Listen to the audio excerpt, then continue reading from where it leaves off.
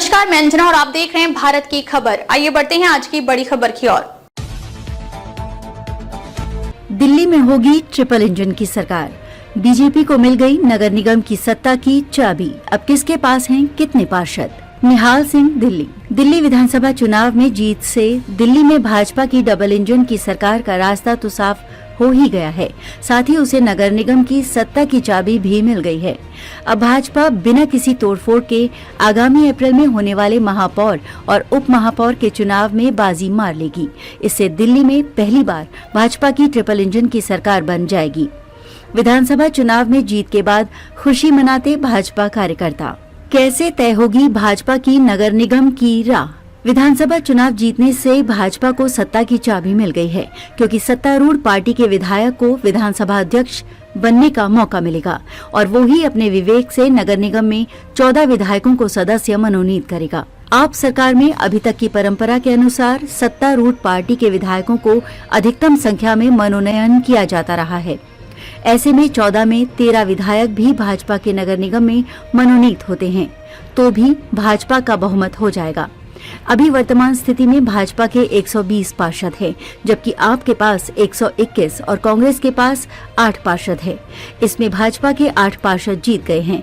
इससे भाजपा के पार्षदों की संख्या 212 हो गई है। वहीं 3 आपके पार्षद विधायक बनने से आपके पार्षदों की संख्या 118 हो गई है। अगर 14 में से 13 विधायक ही भाजपा के नगर निगम में मनोनीत होकर आते हैं तो 7 लोकसभा सांसदों और 13 विधायकों से भाजपा के कुल सदस्यों की संख्या 132 हो जाएगी, जबकि आपके पास पार्षदों की संख्या 118 और 3 राज्यसभा सदस्य मिलाकर और 1 विधायक भी आपका मनोनीत होता है तो आपके कुल सदस्यों की संख्या 122 हो जाएगी।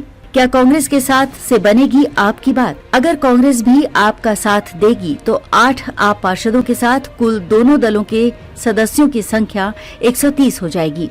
इससे भी भाजपा का महापौर प्रत्याशी आसानी से जीत जाएगा। उल्लेखनीय है कि नगर निगम में हर वर्ष महापौर का चुनाव अप्रैल माह में होता है। आगामी अप्रैल में 222 में बनी सरकार से चौथे वर्ष के लिए चुनाव होगा।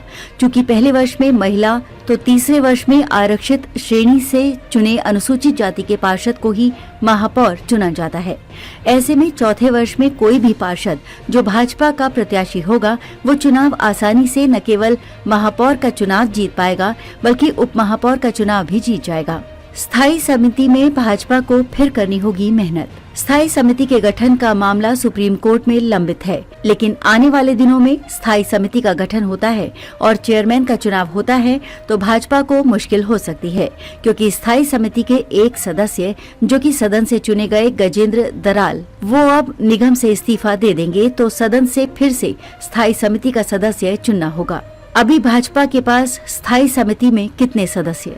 चूंकि स्थायी समिति के सदस्य के चुनाव में केवल निर्वाचित पार्षद ही मतदान करते हैं, ऐसे में नगर निगम की खाली सीटों से हुए उपचुनाव से पूर्व स्थायी समिति के सदस्य का चुनाव होता है तो भाजपा के पास सदस्य जीतने के लिए संख्या नहीं है, क्योंकि आपके पास 118 और भाजपा के पास 112 ही सदस्य हैं। ऐसे में इस चुनाव को जीतने के लिए भाजपा को जोड़ तोड़ करनी होगी। अभी फिलहाल भाजपा के पास स्थायी समिति में 10 तो आपके पास 8 सदस्य हैं।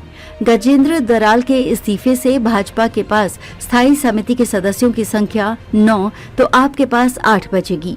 सिविल लाइंस जोन में बराबर हुए भाजपा और आपके पार्षद। एमसीडी के सिविल लाइंस जोन में निर्वाचित पार्षदों की संख्या 14 है। इसमें भाजपा के 6 पार्षद जीत कर आए थे, साथ ही 4 मनोनीत सदस्य इस जोन में हैं। अब मनोनीत पार्षद राजकुमार भाटिया विधायक निर्वाचित हो गए हैं। ऐसे में एक मनोनीत पार्षद कम होने से आप और भाजपा के सदस्यों की संख्या 9 हो गई है। ऐसे में आने वाले दिनों में होने वाली वार्ड कमेटी की भाजपा को कोई प्रस्ताव पारित करना होगा तो उसके लिए भाजपा के पास बहुमत नहीं है। अब तक के लिए बस इतना ही, फिर मिलते हैं कैसे ही बड़ी खबर के साथ। तब तक के लिए नमस्कार और देखते रहिए भारत की खबर।